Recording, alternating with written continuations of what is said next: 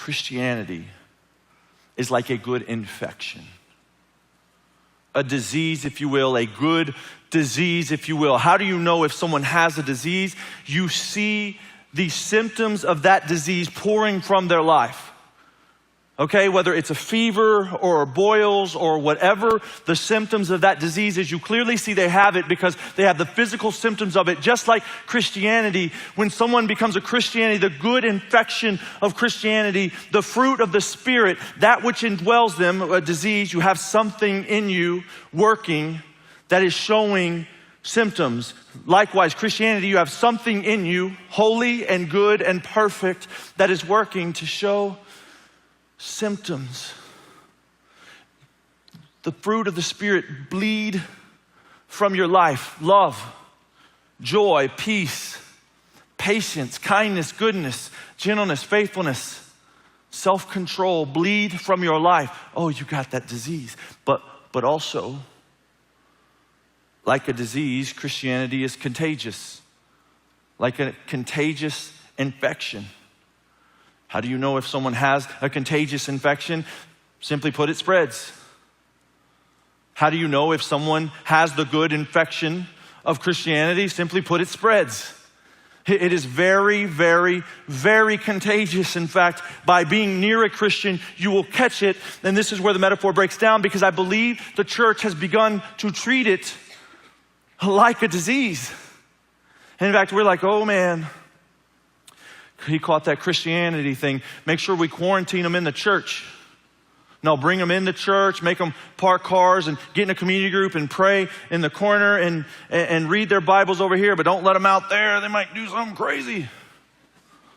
Might start telling everyone about Jesus. Keep them here in the church. Quarantine them nice and close here. May it never be, man. May it never be.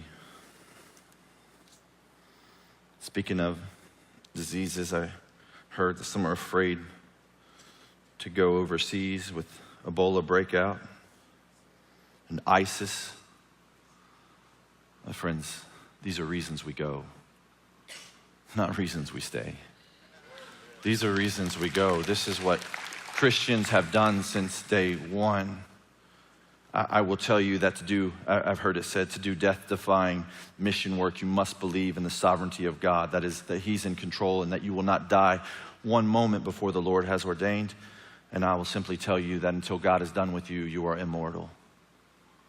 And if you're going to die, which I hate to break it to you, you are, what better way to die than in obedience and answering a call to Him? I was with our senior pastor the other day, and this is what pastors talk about when they're at lunch.